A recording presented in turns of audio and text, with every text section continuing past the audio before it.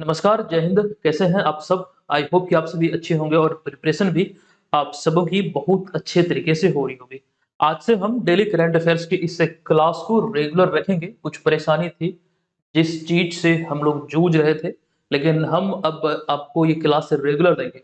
जो भी क्लास छूट चुकी है, हालाँकि यहाँ पर आपको बता दूँ कि इसमें आप देखने वाले हैं 20 से 21 जनवरी 2024 के करंट अफेयर्स के प्रश्नों को, जिसमें बिहार, राष्ट्रीय, अंतर्राष्ट्रीय तीनों घटनाओं का संग्रह होगा।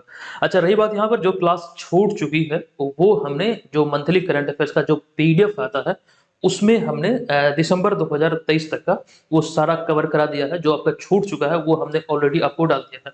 तो जो लोग भी पीडीएफ डाउनलोड किए हैं एप्लीकेशन से, वहाँ पर आपको देखने को मिला होगा। रही बात जनवरी की, जो यहाँ पर 20 दिन क्लास एब्सेंट रहा है, तो पीडीएफ में ही वो आपको मिल जाएगा। और संभव नहीं है कि इतने दिनों का क्लास हम आपको दे पाएँ। बल्कि आपको बता दूँ कि जो इसका नोट्स है, वो हम आपको ज़रूर देंगे। चलिए सेशन की शुरुआत करते हैं। आज से आप लोग बने रहिएगा। पहले अब यहाँ पर हम देख लेते हैं पिछले वीडियो में जो प्रश्न हमने आपसे पूछा था। ये प्रश्न था कि बिहार पुलिस मुख्यालय ने गंभीर अपराध एवं अपराधियों के बारे में जानकारी प्राप्त करने के लिए कौन सा हेल्पलाइन नंबर जारी किया है।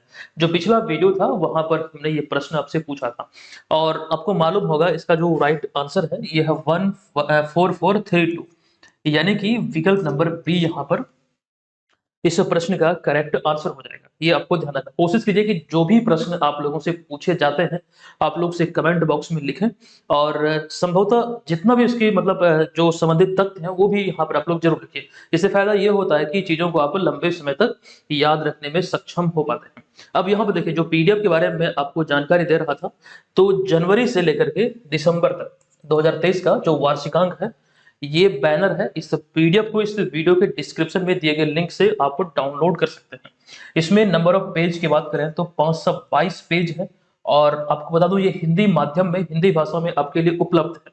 इसके माध्यम से आप बिहार में जो खास करके आगामी प्रतियोगी परीक्षा आयोजित होनी है, उसकी तैयारी को बेहतर बना सकते हैं। जो पिछले 1 साल में हमने करंट अफेयर्स के नोट्स आपको दिए हैं, जो क्लासेस आपको दिए हैं, वो सभी का इसमें संग्रह है। बेजोड़ तरीके से इसमें हमने सभी चीज़ों को डाला है। निश्चित तौर पर यहाँ से आपको हेल्प मिलेगी। तो इस पीडीएफ को आप लोग वहाँ से ज़रूर डाउनलोड कर लीजिएगा। अच्छा, इसकी खास बात यह है कि आप चाहें तो ये एप्लीकेशन से भी प्राप्त कर सकते हैं, बीपीएससी मेकर ऐप से। चलिए, अब यहाँ पर हम आ चुके हैं पहले प्रश्न पे। ये पहला प्रश्न हमारा है कि हाल ही में 9 जनवरी 2023 को, देखिए यहाँ पर 2023 नहीं, एक्चुअली 2024 होगा, सुधार कर लीजिएगा। 9 जनवरी 2024 को बिहार के किस जिले की नसरीन शेख को राष्ट्रपति द्रौपदी मुर्मू ने अर्जुन पुरस्कार से सम्मानित किया है? देखिए, सबसे पहले तो यहाँ पर इसका जो राइट आंसर होगा, नसरीन शेख जो कि खो खो खिलाड़ी है, ये बिहार के अररिया जिले की रहने वाली है, जिन्हें की अभी हाल ही में जो 15वीं राष्ट्रपति है भारत की, द्रौपदी मुर्मू, उन्होंने अर्जुन पुरस्कार से सम्मानित किया है। वो कंप्लीट जानकारी हम यहाँ पर आपको देंगे, जहां से ये पॉसिबिलिटी बनती है कि आपके एग्जाम में प्रश्न पूछे जाए। तो इसमें हमारा पहला पॉइंट है, ये डेट ध्यान रखिएगा, 9 जनवरी 2024 को भारत की 15वीं व मौजूदा, यहाँ पर थोड़ा सा मिसटाइपिंग हुआ है, 15वीं व मौजूदा जो राष्ट्रपति है इसमें द्रौपदी मुर्मू, तो 26 खिलाड़ियों को अर्जुन पुरस्कार से सम्मानित किया इन्होंने। प्रश्न कई प्रकार से यहाँ से पूछे जा सकते हैं कि 2024 में जो अर्जुन पुरस्कार दिया गया, कितने खिलाड़ियों को दिया गया? तो आपको ध्यान रखना, 26 खिलाड़ियों को अर्जुन पुरस्कार से सम्मानित किया गया। बिहार के दृष्टिकोण से आपको ध्यान रखना है कि बिहार के अररिया जिले की खो खो खिलाड़ी नसरीन शेख, जो कि मूल रूप से देखा जाए तो अररिया जिले में एक स्थान है जोगबनी, यहीं से ये निवास करती है, जिन्हें अभी हाल ही में ये 26 खिलाड़ियों में से मतलब एक नाम ये भी है जिन्हें ये सम्मान दिया गया। तो ये यहाँ से आपको ध्यान रखना, बिहार करंट अफेयर्स के दृष्टिकोण से या फिर एक बहुत बड़ी उपलब्धि है, जो कि एग्जाम में आपसे पूछे जा सकते हैं। ठीक है, आगे पॉइंट पे चलते हैं। हमारा अगला पॉइंट इनकी कुछ उपलब्धि के बारे में है कि नसरीन शेख ने वर्ष 2019 में साउथ एशियन गेम्स में इन्होंने गोल्ड मेडल अर्थात स्वर्ण पदक अपने नाम किया था। तो ये भी एक खबरों में है, तो ये पूछा जा सकता है। अगले पॉइंट में हम बात करें अर्जुन पुरस्कार की, इसकी स्थापना हुई थी वर्ष 1961 में, 1961 में। अब ये जो ईस्वी है, ये आपके लिए काफी इंपॉर्टेंट इसलिए भी है क्योंकि यहां से एक प्रश्न कई बार विभिन्न एग्जाम में पूछे गए हैं। जो एनसीईआरटी है, उसकी स्थापना भी 1961 में ही हुई थी। अगला पॉइंट, यहाँ पर 2 पॉइंट हमने शामिल किया है कि पहला अर्जुन पुरस्कार सलीम दुरानी को क्रिकेट के लिए दिया गया था। आपको ये ध्यान रखना है पुरुष वर्ग में। जबकि महिला वर्ग की बात करें तो स्टेफी डिसूजा जो कि हॉकी के लिए अर्जुन पुरस्कार जीतने वाली ये पहली भारतीय महिला। इस तरह की चीजें जो भी खास करके पॉसिबिलिटी है जहां से प्रश्न अराइज हो सकते हैं, कोशिश कीजिए कि जो भी लोग हमसे पहली बार जुड़े हैं एक फ्रेश कॉपी जरूर बनाइएगा और वहां पे तमाम चीजों को आप जरूर नोट कीजिएगा। और हम आपको कई बार बोलते हैं अगर आप नोट नहीं तैयार कर सकते तो जो पीडीएफ है आप उसे जरूर देखिए, उसे जरूर डाउनलोड कीजिए, इससे तैयारी बेहतर होगी, आपको दूसरे सोर्स पर भटकने की आवश्यकता नहीं है। अब यहाँ पर जो हम 26 खिलाड़ियों की बात कर रहे थे जिन्हें अर्जुन पुरस्कार से सम्मानित किया गया है वो जानकारी आपको देते हैं।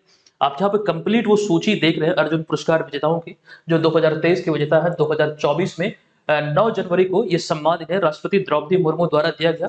आप चाहें तो इसका स्क्रीनशॉट ले सकते हैं। अच्छा, यहाँ पर जो 15वां नंबर पर देख रहे हैं नसरीन से, जो कि जोगबनी अररिया बिहार की है, इन्हें आप यहाँ पर इस तस्वीर में भी देख सकते हैं कि राष्ट्रपति द्रौपदी मुर्मू इन्हें सम्मानित कर रही है। एक चीज यहाँ पर आप ये ध्यान रखेंगे राष्ट्रपति द्रौपदी मुर्मू के बारे में, अगर महिला राष्ट्रपति के दृष्टिकोण से देखें तो प्रतिभा देवी सिंह पाटिल के बाद ये दूसरी महिला राष्ट्रपति है भारत की।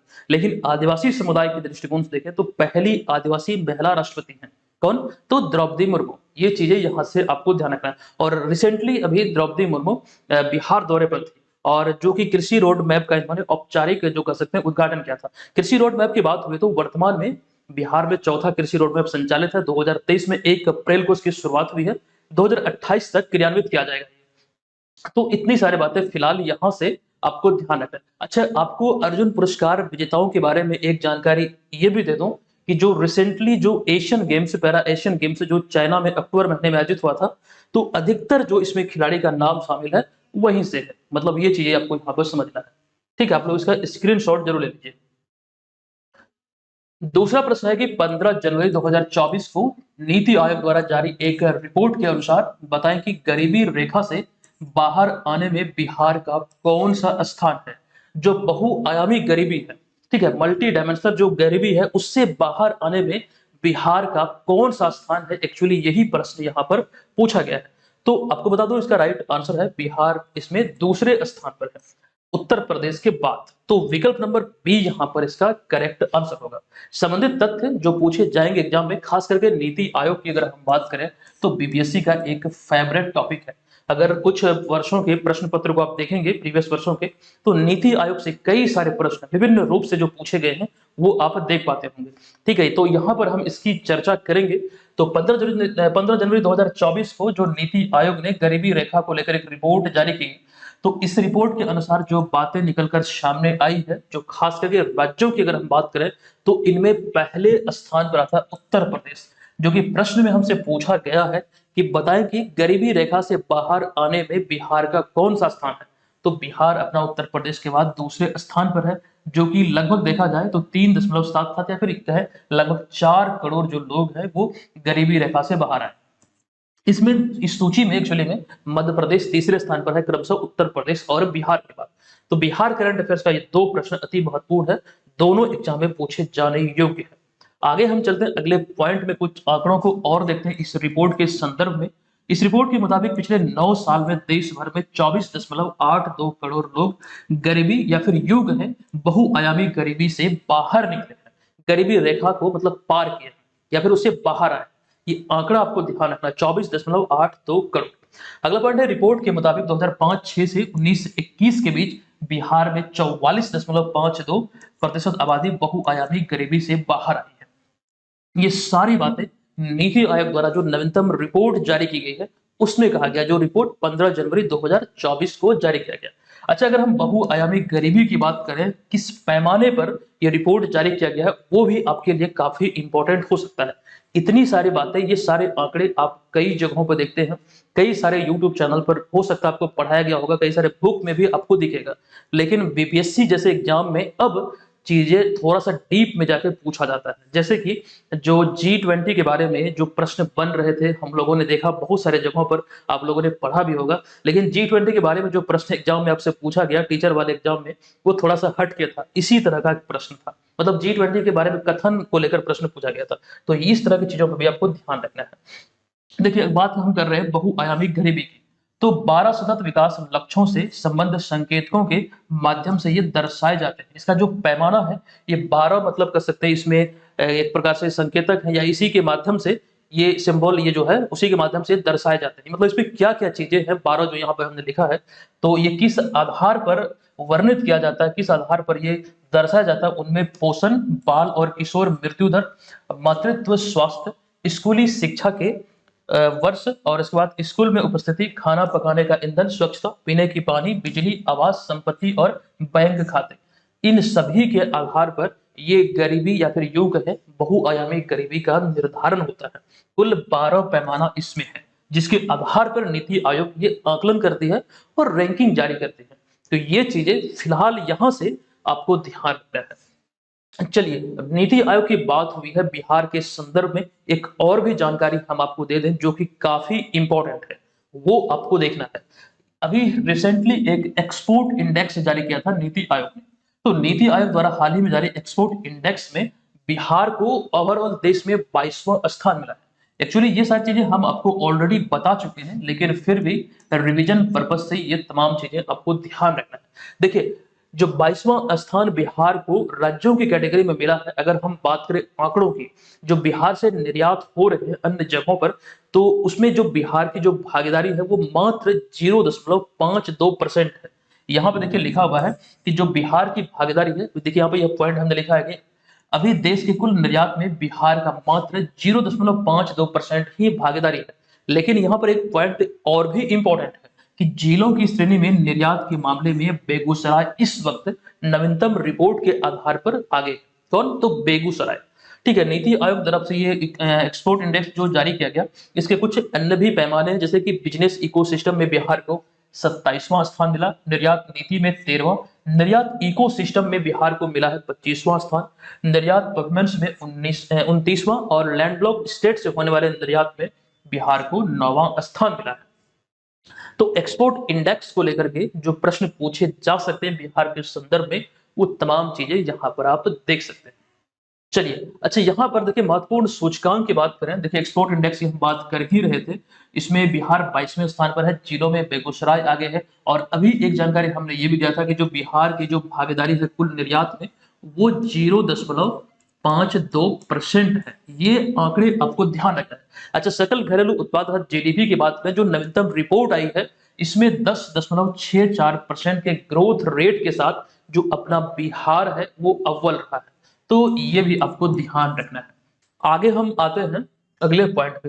तो स्मार्ट प्रीपेड मीटर इंस्टॉलेशन को लेकर एक रिपोर्ट आई थी, इसमें जो अपना बिहार है शीर्ष स्थान पर रहा, ई राजस्व अर्जित करने में शीर्ष स्थान पर, राष्ट्रीय बहुआयामी गरीबी सूचकांक यानी कि आबादी के हिसाब से अगर हम बात करें सबसे गरीब राज्य की, तो वो बिहार है। ये रिपोर्ट कुछ समय पहले आई थी, ये भी आपको ध्यान रखना है, एग्जाम में पूछे जा सकते हैं। अगला पॉइंट है दूर संचार घनत्व के मामले में बिहार सबसे पीछे है, लेकिन इसमें सबसे आगे क्या है? कौन है? तो दिल्ली है। पोषण जागरूकता सूचकांक को लेकर एक रिपोर्ट आई थी, बिहार इसमें भी सबसे पीछे है, इसमें सबसे आगे है पंजाब। तो इतनी सारी बातें यहां से आप ध्यान रखेंगे। ये तमाम चीजें रेगुलर हम आपको बताते हैं और एग्जाम पर्पज से ये काफी इंपॉर्टेंट होते हैं। अच्छा, यहाँ पर आपको बता दूं, ये जो तस्वीर आप देख रहे हैं ये बोधि वृक्ष है।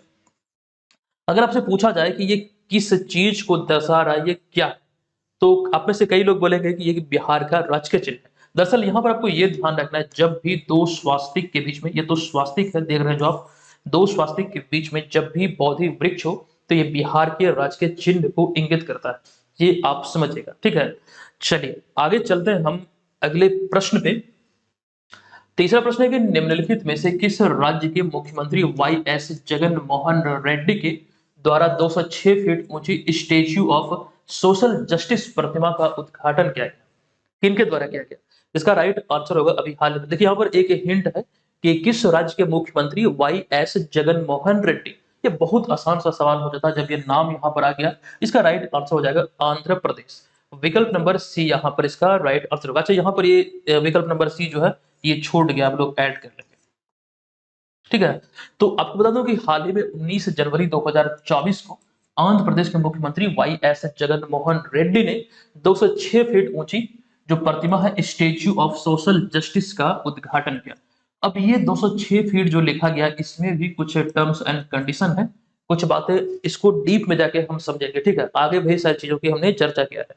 जैसे कि ये प्रतिमा की बात करें तो 125 फीट या फिर अगर मीटर में बात करें तो 38 मीटर ऊंची है। लेकिन आपको ये भी ध्यान रखना है 81 फीट अर्थात 25 मीटर ऊंचे आधार वन पर यह खड़ी है, जिससे इसकी जो कुल ऊंचाई हो जाती है वो 206 फीट, अगर मीटर में बात करें तो लगभग 63 मीटर हो जाती है, जो कि भारत की चौथी सबसे ऊंची प्रतिमा है। तो मूल जो इस प्रतिमा की ऊंचाई है तो वो है 125 फीट, अगर मीटर में बात करें तो 38 मीटर। आधार के साथ इसे देखें तो उस आधार पर इसकी जो ऊंचाई होती है तो 206 फीट होती है, आपको ध्यान रखना है। आगे चलते हैं स्टेचू ऑफ सोशल जस्टिस, जिसे कि हिंदी में सामाजिक न्याय की प्रतिमा कहा जाता है, जिसे कि डॉक्टर बी.आर. अम्बेडकर स्मृति वनम के नाम से भी जाना जाता है। ये ध्यान रखें, अभी रिसेंटली 19 जनवरी 2024 को इसका उद्घाटन वाई.एस. जगनमोहन रेड्डी के द्वारा किया गया, जो कि आपको ये ध्यान रखना, यह आंध्र प्रदेश के विजयवाड़ा में स्थापित किया गया है, जो कि भारत की चौथी सबसे ऊंची प्रतिमा है। देखिए, भारत की 3 सबसे ऊंची प्रतिमा की हम बात करें, ये जानकारी हमने कई बार आपको दिया है। स्टेचू ऑफ यूनिटी जो गुजरात में है, स्टेचू ऑफ बिलीव या फिर स्टेचू ऑफ फेथ जो कि राजस्थान में है, और उसके बाद स्टेचू ऑफ इक्वालिटी जो कि तेलंगाना में है। आप ये तमाम चीजों की जानकारी यहाँ पर देख सकते हैं। जो ये तस्वीर आप देख रहे हैं ये सरदार वल्लभ भाई पटेल की है, जो कि स्टेचू ऑफ यूनिटी यानी कि एकता की मूर्ति है, ये आप देख रहे हैं। ये आपको बता दूं कि सरदार वल्लभ भाई पटेल की प्रतिमा है, जो कि सरदार सरोवर बांध गुजरात में 182 मीटर या फिर फुट में बात करें तो 597 फीट, जो कि दुनिया की इस समय सबसे ऊंची प्रतिमा है, जो कि भारत में बनी, यह भारत की भी सबसे ऊंची प्रतिमा है। हाँ, तो दूसरे नंबर पर जो था विश्वास की मूर्ति यानी कि स्टेचू ऑफ फेथ, ये भी यहाँ पर दर्शाया गया है, और उसके बाद स्टेचू ऑफ इक्वालिटी यानी कि समानता की मूर्ति। ये भारत में अवस्थित 3 सबसे बड़ी प्रतिमा है, जो कि आपको ये ध्यान रखना है। आगे हम आते हैं चौथे प्रश्न पे कि हाल ही में किस राज्य के खारेक खजूर को जीआई टैग यानी कि ज्योग्राफिकल इंडिकेशन टैग प्राप्त हुआ है। खारे के खजूर की बात करें तो हालांकि इसका जो राइट आंसर ये विकल्प नंबर डी यानी कि गुजरात, और इस खजूर का जो मतलब जो मुख्य उत्पादक क्षेत्र है वो गुजरात ही है। और इस वर्ष जो रिपोर्ट आई है, एक नवीनतम रिपोर्ट है, उसका जिक्र हालांकि हमने एक्सप्लेनेशन में नहीं दिया है, लेकिन आपको ये ध्यान रखना है कि इस वित्त वर्ष में जो खारे खजूर का जो उत्पादन है वो सबसे अधिक गुजरात में ही हुआ है। उसी को यहाँ पे हमने लिखा है कि हाल ही में गुजरात के कच्छ जिले की देसी खारे जो कि छुहारा यानी कि खजूर को भौगोलिक संकेत यानी कि जीआई टैग अर्थात ज्योग्राफिकल इंडिकेशन टैग मिला है। ये यहाँ पर आपको ध्यान रख लेना है। थोड़ा सा आज भर आप लोग एडजस्ट कीजिएगा, इसका कोई सॉल्यूशन खोजना पड़ेगा, परेशानी थोड़ी सी हो रही है लेंस को लेकर के। चलिए आगे चलते हैं। हमारा अगला पॉइंट है, गुजरात का यह तीसरा ऐसा कृषि उत्पाद है जिसे कि जीआई टैग मिला है। ये आप यहाँ पर ध्यान रखेंगे, तीसरा उत्पाद है कृषि कैटेगरी में जिसे जीआई टैग मिला है। गुजरात की हम यहाँ पर एक्चुअली में बात कर रहे हैं। अगला पॉइंट है, इससे पहले गुजरात के प्रसिद्ध गिर के केसर आम और साथ साथ भालिया क्षेत्र के गेहूं के बीज को भी जीआई टैग मिल चुका है। तो आपको ध्यान रखना है, गेहूं के बीज केसर आम के बाद ये तीसरा उत्पाद है खारे खजूर जिसे कि जीआई टैग मिला है। जीआई टैग अर्थात भौगोलिक संकेतक अर्थात ज्योग्राफिकल इंडिकेशन टैग की अगर हम बात करें तो इसमें 2-3 कॉमन पॉइंट है, बेसिक से पॉइंट है जो आपको ध्यान रखना है।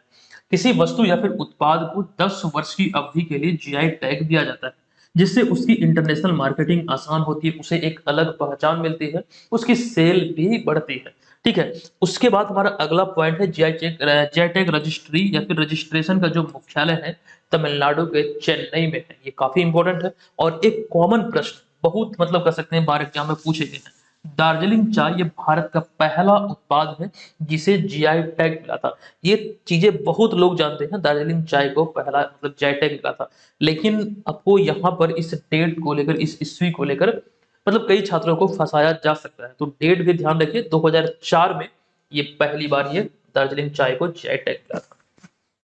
अब यहाँ पर हम आते हैं बिहार के बारे में बात करते हैं। बिहार के वैसे उत्पाद जिसे जीआई टैग मिला है, कंप्लीट वो सूची है, आपको यहाँ पर जानकारी हम विस्तार से देने वाले हैं। जैसे कि बिहार के उत्पादों की सूची के अंतर्गत बात करें तो कई दफा जो हमने ये रिपीट किया है कि 3 कैटेगरी में बिहार को जीआई टैग मिला है। ये 3 कैटेगरी में पहली कैटेगरी है हस्तकला, दूसरी है खाद्य पदार्थ और तीसरी है कृषि कैटेगरी। तो अगर हम खाद्य पदार्थ कैटेगरी में बात करें तो एकमात्र उत्पाद है सिलाव खाजा, जिसे जीआई टैग मिला है। अच्छा, जीआई टैग को लेकर यहाँ तो हालांकि हम शॉर्ट में आपको जानकारी देंगे, विस्तृत जानकारी एक छोटा सा वीडियो यहाँ पर ऊपर मैं आई बटन पे इसका लिंक दे रहा हूँ, आप क्लिक कीजिएगा। जीआई टैग के बारे में कंप्लीट जानकारी विस्तृत तौर पर आपको एकदम से अच्छी तरीके से हमने बताया है इमेज के साथ, और वो आपके दिमाग में पूरी तरह सेट हो जाएगा। वो तमाम चीजों को लिए आप उस वीडियो को जरूर देख लीजिएगा। चलिए अगला जो अगर हम हस्तकला कैटेगरी की बात करें तो सुजनी कढ़ाई, सिक्की, ग्रास, मधुबनी पेंटिंग, अल्पिक या फिर खटवा और भागलपुरी सिल्क, ये कुछ ऐसे उत्पाद है, 5 उत्पाद है हस्तकला में जिसे कि जीआई टैग मिला है। उसके बाद आता है कृषि कैटेगरी में शाही लीची, कतरनी चावल, जर्दालू आम, मगही पान, मिथिला मखाना, मरचा चावल, ये सभी को जीआई टैग मिला है। इसमें आपको ध्यान रखना है मरचा चावल जो कि पश्चिमी चंपारण के चनपटिया से संबंधित है, ये मुख्य इसका उत्पादक क्षेत्र है। ये कृषि कैटेगरी में बिहार का छठा उत्पाद है जिसे जीआई टैग मिला है। मिथिला मखाना की बात करें तो 5वां उत्पाद था कृषि कैटेगरी में जिसे जीआई टैग मिला। मिथिला मखाना को लेकर बहुत सारी चीजें खबरों में रही थी। आपको बता दूं पहले ये जो जीआई टैग जो मिला है, पहले इसका नाम दिया गया था बिहार मखाना, लेकिन उसमें संशोधन करते हुए इसे किया गया मिथिला मखाना। तो ये भी ध्यान रखिएगा। कंप्लीट जानकारी हमने जो वीडियो के बारे में बताया आपको, वीडियो में आपको मिल जाएगा।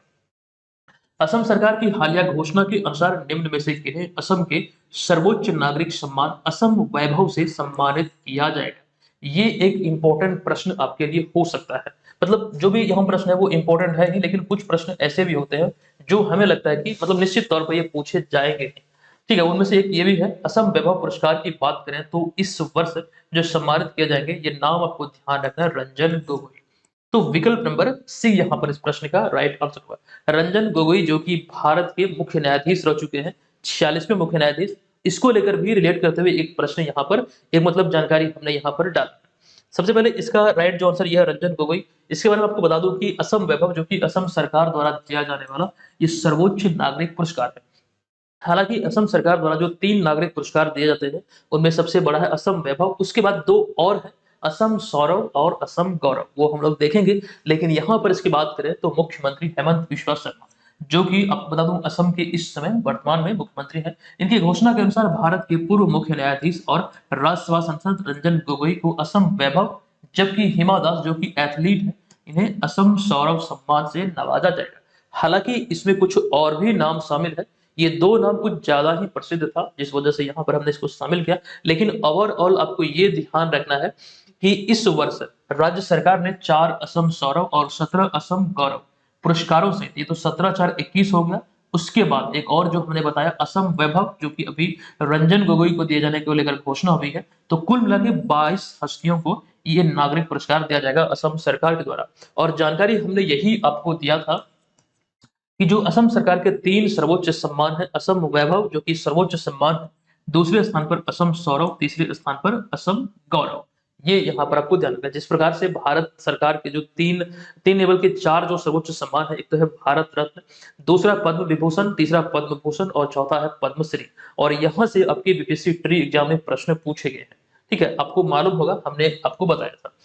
अब यहाँ पे देखिए हमारा अगला पॉइंट जो है, 2-3 पॉइंट हमने यहाँ पर एक्स्ट्रा शामिल किया है। दरअसल असम वैभव पुरस्कार की बात करें तो पिछले वर्ष 2023 में हमने जानकारी आपको दिया था कि डॉक्टर तपन सिंह जो कि डिब्रूगढ़ असम के रहने वाले, उन्हें यह सम्मान दिया गया।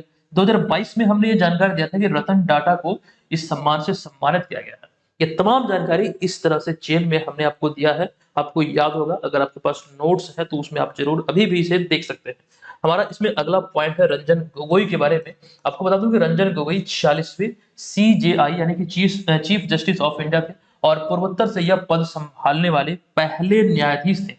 उन्हीं के कार्यकाल के दौरान सुप्रीम कोर्ट ने 1 दशक पुराने राम जन्मभूमि बाबरी मस्जिद मामले पर ऐतिहासिक फैसला सुनाया था।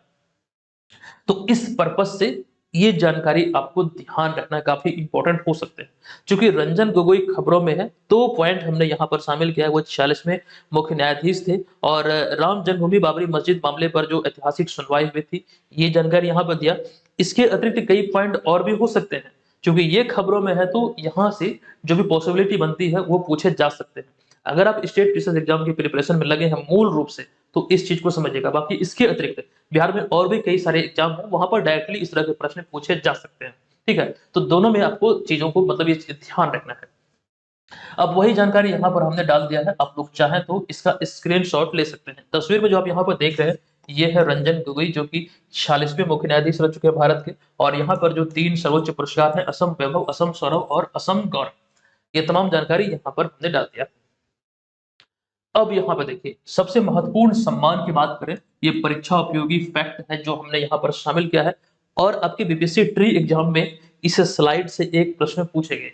आप यहाँ पर देख सकते हैं, जो ये वाला स्लाइड मतलब ये वाला जो पॉइंट है, अंतर्राष्ट्रीय बुकर पुरस्कार 2023 से जॉर्जी गोस्पोंडिनोव को सम्मानित किया गया, जो कि बुल्गारिया के रहने वाले हैं। और टाइम सेंटर की एक रचना है जिसके लिए इन्हें मतलब सम्मानित किया गया। और ये प्रश्न आपके बीपीएससी ट्री एग्जाम में पूछा गया। अंतर्राष्ट्रीय बुकर पुरस्कार से 2023 को राशि से सम्मानित किया गया।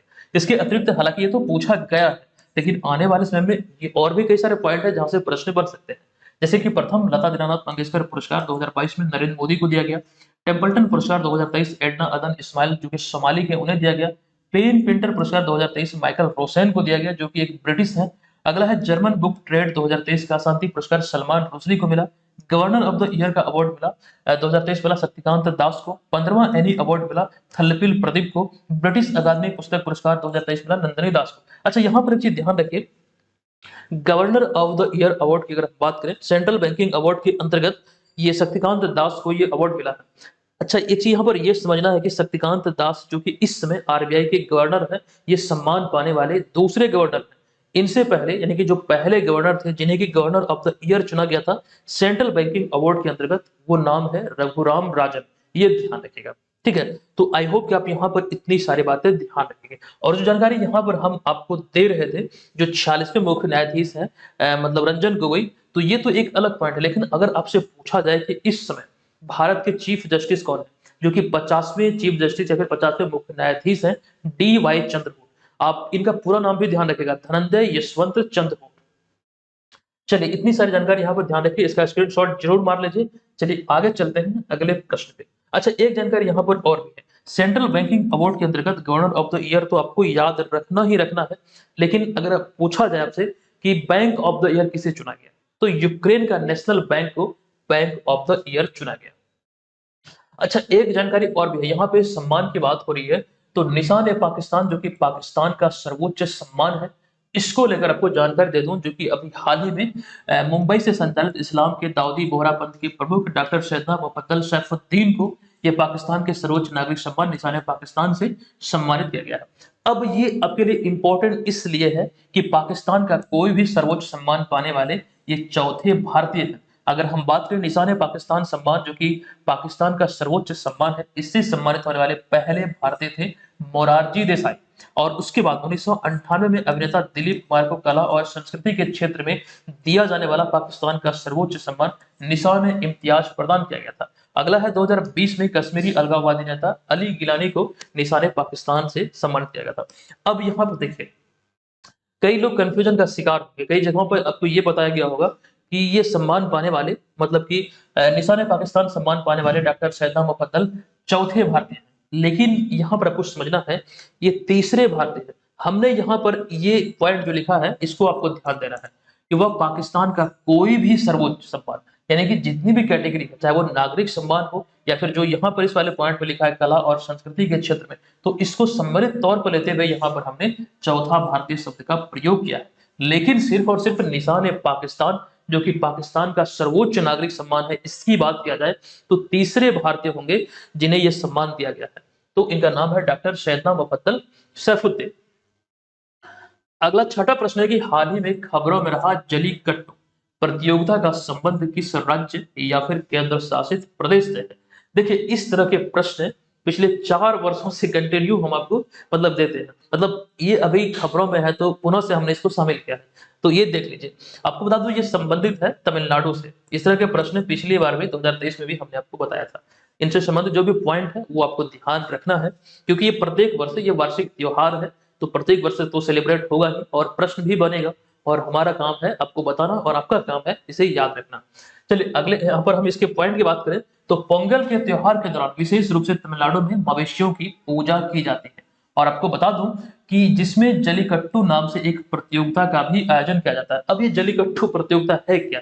दरअसल जलीकट्टू के खेल में एक सांड को भीड़ के बीच में छोड़ दिया जाता है और इसका एक उद्देश्य होता है कि इस खेल में वहां मौजूद खिलाड़ी या फिर जो लोग होते हैं अधिक से अधिक समय तक सांड के कुबर को पकड़कर उसे काबू करने की कोशिश करते हैं। ठीक है, आप यहाँ पर इसको इस तस्वीर में भी देख सकते हैं। ये जो है ये होता है कुबर, ठीक है, इसे पकड़कर इन्हें मतलब सांड को काबू करने का प्रयास करते हैं। यही है जलीकट्टू प्रतियोगिता या फिर जलीकट्टू त्योहार, जलीकट्टू बैल। अच्छा, अब यहाँ पर देखिए, इसको हमने लिखा या यूं कहें, जलीकट्टू के खेल में बैलों से इंसानों की लड़ाई कराई जाती है। जलीकट्टू को तमिलनाडु की गौरव तथा संस्कृति का प्रतीक माना जाता है। अच्छा, इस त्योहार को लेकर अच्छा वो जानकारी हम देंगे, लेकिन एक जानकारी यहाँ पर और भी है। तो इसमें आपको यहाँ पर ध्यान रखना है, जो प्रमुख त्योहार है जलीकट्टू महोत्सव, थिपुसम महोत्सव, थिरुवियारो महोत्सव और भी कई हैं जो आप यहाँ पर देख सकते हैं। अच्छा, यहाँ पर आपको बता दूं इसके बारे में जो मैं आपको जानकारी दे रहा था, दरअसल इसी वर्ष की बात है, किसी लड़के ने एक्चुअली छोटा मोटा कोई यूट्यूबर होगा जो कि आपने इंस्टाग्राम वगैरह पे देखा होगा, एक वीडियो वायरल हो रहा था कि जलीकट्टू जो बैल है उसे जबरदस्ती मुर्गा खिला, जिंदा मुर्गा उसके मुंह में डाला गया, जिसको लेकर एफआईआर हुआ, पुलिस केस हुआ और बहुत ज्यादा मतलब वीडियो वायरल हुआ था। तो ये आप लोगों ने रिसेंटली देखा होगा। अगला 7वां प्रश्न है कि हाल ही में किस खिलाड़ी ने FIFA footballer of the year 2023 का खिताब जीता है? ये प्रश्न आप वीवीआई प्रश्नों की श्रेणी में रखेंगे, ठीक है। इसका जो राइट आंसर है यह है लियोनेल मेसी, जो कि अर्जेंटीना फुटबॉल टीम के कप्तान है। इन्हीं की कप्तानी में अर्जेंटीना ने फीफा विश्व कप 2022 का खिताब जीता था 36 साल के बाद। ये यहाँ पर ध्यान आपको रखना बहुत इंपॉर्टेंट है। इसमें हम अगर हम बात करें तो 15 जनवरी 2024 को लंदन में फीफा अवार्ड्स 2023 सेरेमनी का आयोजन किया गया और इसमें विजेताओं की बात करें जहां से आपके एग्जाम में प्रश्न पूछे जाएंगे, हमको इस चीज पर फोकस करना है। तो मेंस कैटेगरी में फुटबॉलर ऑफ द ईयर 2023 का जो पुरस्कार मिला ये लियोनेल मेसी को मिला, जो कि अर्जेंटीना के हैं। Women's footballer of the year 2023 मिला आइताना बोनमती को, जो कि स्पेन की है। हमारा अगला इसमें पॉइंट हो जाएगा बेस्ट कोच अवार्ड जो मिला ये पेप ग्वांडियोला को मिला, जो कि मैनचेस्टर सिटी के हैं। उसके बाद हम नेक्स्ट पॉइंट पे चलते हैं, नेक्स्ट अवार्ड की बात करते हैं। Mains goalkeeper of the year का जो अवार्ड मिला ये ब्राजील के एडरसन को दिया गया। नेक्स्ट है women's goalkeeper of the year का अवार्ड मिला मेरी इप्स को, जो कि इंग्लैंड की है। फीफा फैन अवार्ड मिला ह्यूगो डेनियल टोटो इगिनेज को, जो कि इनिगेज को, जो कि अर्जेंटीना के। ये नाम सब थोड़ा सा अटपटांग होता है, ये भी ध्यान रखें। उसके बाद एक इंपॉर्टेंट है पुस्कस अवार्ड, जो कि साल का बेस्ट गोल मारने वाले खिलाड़ी को दिया जाता है। तो गिलहर्म मद्रुगा को दिया गया, जो कि ब्राजील की है। ये यहाँ पर ध्यान रखिए, ठीक है। आप चाहे तो इसका स्क्रीनशॉट ले सकते हैं। ये फीफा अवार्ड्स है 2023 से जो सेरेमनी आयोजित हुआ, जहां पर पुरस्कारों का वितरण हुआ। ये इसमें और भी कुछ है, लेकिन ये जो हमने यहाँ पर शामिल किया ये अति महत्वपूर्ण है, यही आपसे एग्जाम में पूछे जाएंगे, ठीक है। फीफा विश्व कप की बात हो रही है तो 2022 में जो फीफा विश्व कप का आयोजन हुआ था ये कतर में हुआ था, कतर की मेजबानी में हुआ था और इसका जो फाइनल मुकाबला था अर्जेंटीना और फ्रांस के बीच खेला गया। और अभी हमने जानकारी आपको दिया था कि लियोनेल मेसी की कप्तानी में 36 साल के बाद अर्जेंटीना चैंपियन बना। अर्जेंटीना का तीसरा वर्ल्ड कप खिताब है फीफा का, इससे पहले 1978 में और फिर 1986 में और रिसेंटली 2022 में फीफा विश्व कप का खिताब अर्जेंटीना ने अपने नाम किया है। फीफा विश्व कप 2022 का जो आधिकारिक प्रतीक यानी कि ऑफिशियल मस्कट था ये था लाइव, और आपको ध्यान रखना इसकी शुरुआत हुई थी वर्ष 1930 में। तो फीफा विश्व कप को लेकर इतनी सारी जानकारी जो कि हम कई बार आपको दे रहे हैं, आपको ध्यान रखना है। चलिए अगला प्रश्न है हालिया लिखित पुस्तक। ये पुस्तक का नाम जो है थोड़ा सा बड़ा है, आप ध्यान रखेंगे। An uncommon love the early life of Sudha and Narayan Murthy, जो कि एक आत्मकथा है। लिखा गया कि इसके लेखक या फिर लेखिका निम्न में से कौन है, ये प्रश्न यहाँ पर पूछा गया है। तो देखिए इसका जो राइट आंसर है यह है चित्रा बनर्जी दिवाकरणी, यानी कि विकल्प नंबर बी। अब यहाँ पर आपको बता दो इसके बारे में जो कंप्लीट जानकारी है, हालांकि यहाँ पर एक्स्ट्रा फैक्ट और भी बुक को लेकर हमने शामिल किया है। तो आपको कुल मिलाकर ध्यान रखना, मशहूर भारतीय अमेरिकी लेखिका व कवियत्री चित्रा बनर्जी दिवाकरणी ने हाल ही में an uncommon love the early life of Sudha and Narayan Murthy नामक एक पुस्तक लिखी है। अच्छा, रिसेंटली एक और पुस्तक लिखा गया है, ये तो इंपॉर्टेंट है लेकिन उससे कहीं ज्यादा ये वाला आपको ध्यान रखना है, ये वाला ज्यादा आपके लिए इंपॉर्टेंट है। तो हाल ही में उपराष्ट्रपति जगदीप धनखड़ ने फर्टिलाइजिंग द फ्यूचर भारत से मार्च टुवर्ड फर्टिलाइजर शेल्फ सफिशिएंसी नामक एक पुस्तक का विमोचन किया है। इस पुस्तक की बात करें तो आपको ध्यान रखना है इसके लेखक कौन है। तो इस पुस्तक के लेखक केंद्रीय रसायन एवं उर्वरक मंत्री मनसुख मंडाविया है, ठीक है। तो अभी हाल ही में एक तरह से देखा जाए भारत सरकार के द्वारा इस पुस्तक को, मतलब कि जो भारत के उपराष्ट्रपति हैं जगदीप धनखड़ उनके द्वारा भी हाल ही में इसका विमोचन किया गया। तो यह ध्यान रखिए। अच्छा, प्रमुख पुस्तकों को लेकर जो जानकारी हमने आपको दिया है, जो हालिया लिखित पुस्तक है, जो हमें लगा कि ये काफ़ी इम्पोर्टेंट, हालाँकि अब इसमें हम बदलाव करेंगे 2023 में, ये जानकारी हमने आपको दिया था। लेकिन फिर भी यहाँ पर आपको बता दूँ कि एक प्रश्न यहाँ से आपके एग्ज़ाम में पूछे गए हैं। ये कौन-सा प्रश्न है एक्चुअली, मुझे शायद ये वाला है शायद, क्या मुझे कन्फ्यूज़न हो रहा है यहाँ पे, लेकिन एक प्रश्न यहाँ से आपके एग्ज़ाम में पूछे गए किसी सेट में, ठीक है? तो आप लोग देख लीजिएगा इसमें से कौन-सा पूछा गया, लेकिन यहाँ पर मैं आपको बता दूँ कि जो भारत के पहले चीफ ऑफ डिफेंस स्टाफ थे बिपिन रावत, जो कि 2021 में तमिलनाडु के कुन्नूर के पास दुर्घटना जो हुआ था उसका जो प्लेन जो इन पे 13 लोग सवार थे, इनकी पत्नी समेत सभी दुर्घटना स्थल पर ही इनकी मौत हो गई थी। और इस विमान का नाम जो है ये काफ़ी इम्पोर्टेंट है। इस विमान का नाम था MI 17V5। इसी विमान के दुर्घटनाग्रस्त होने के फलस्वरूप इनमें 13 लोग जो सवार थे वो सभी की स्पॉट डेथ हो गई थी। तो इन्हीं पे आधारित एक पुस्तक है जिनकी लेखिका है रचना बिष्ट रावत। ये पुस्तक का नाम है Bipin the man behind the uniform, जो भारत के पहले चीफ ऑफ डिफेंस स्टाफ थे। अगला जो बुक है as good as my word KM Chandrasekhar, war and women MA Hasan, तुम पहले क्यों नहीं आई कैलाश सत्यार्थी, जादूनामा जो कि जावेद अख्तर। अच्छा, शायद ये वाला तो प्रश्न नहीं है, एक बार आप लोग देखिएगा, मुझे जरूर बताइएगा कौन सा प्रश्न इसमें से पूछा गया है।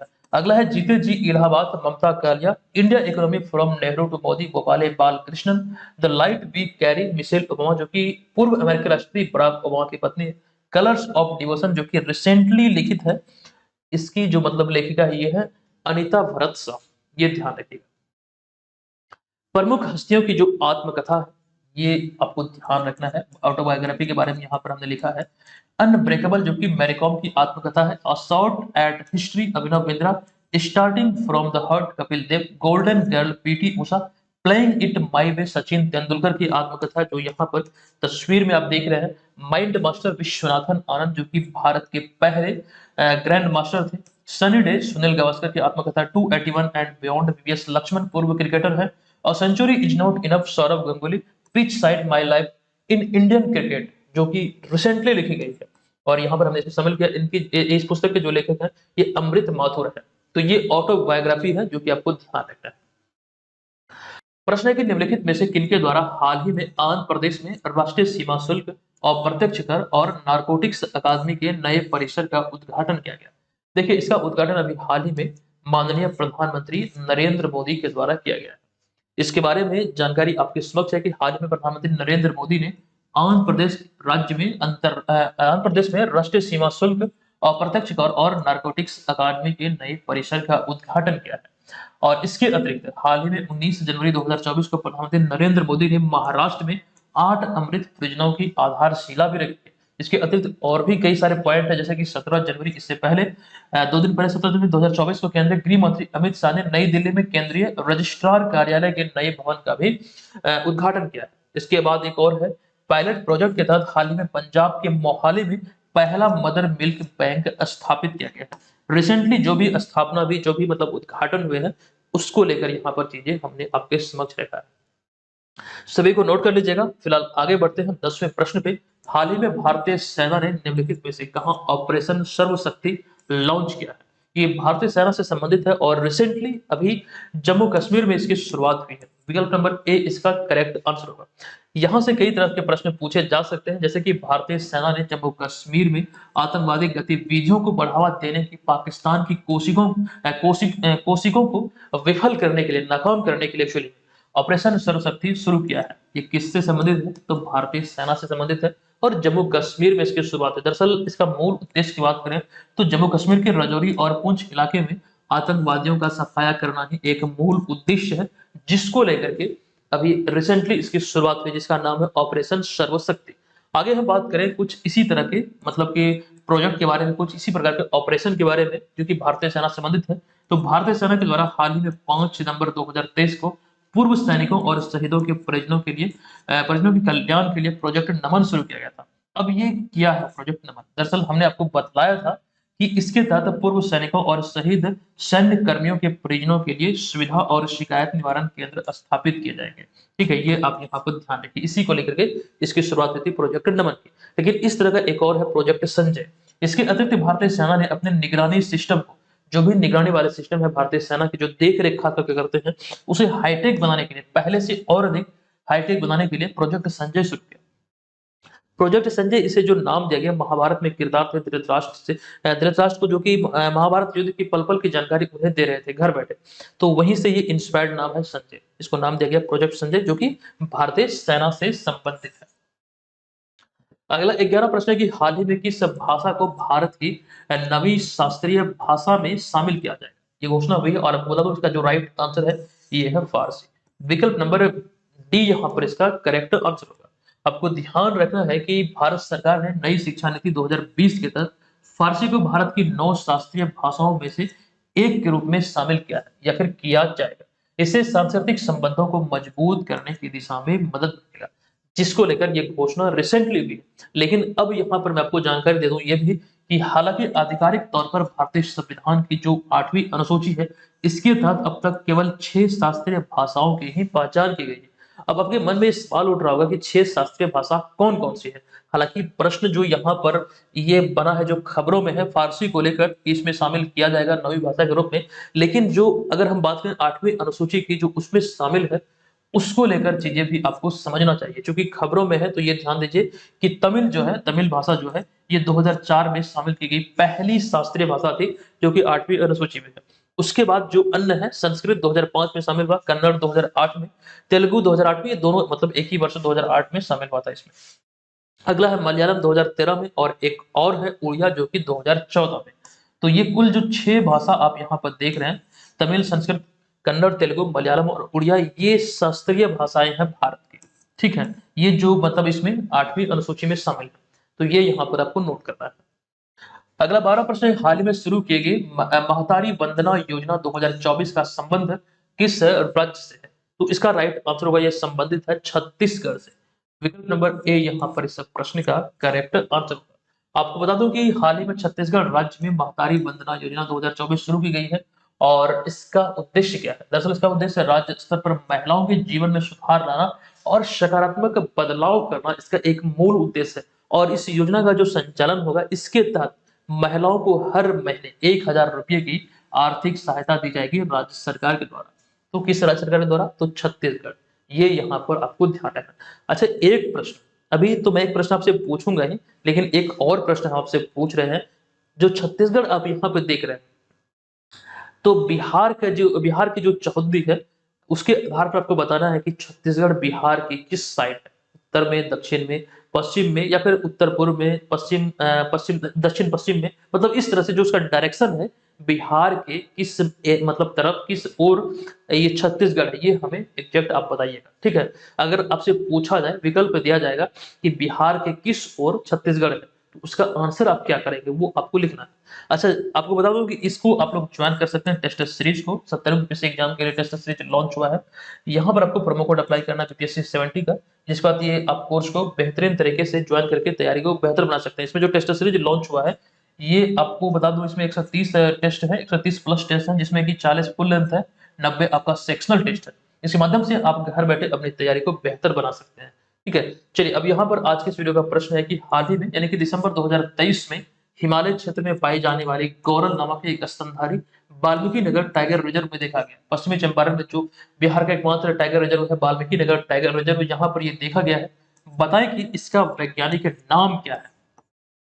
हमने तमाम जानकारी आपको दिया है, आप लोग कमेंट बॉक्स में जाइए और हमें बताइए इसका वैज्ञानिक नाम क्या है। ठीक है, तो दोस्तों आज के इस वीडियो को हम यहाँ पर समाप्त करते हैं। मिलेंगे नेक्स्ट वीडियो में। ये वीडियो आपको कैसा लगा है कृपया आप लोग जरूर बताइएगा। चलिए, धन्यवाद।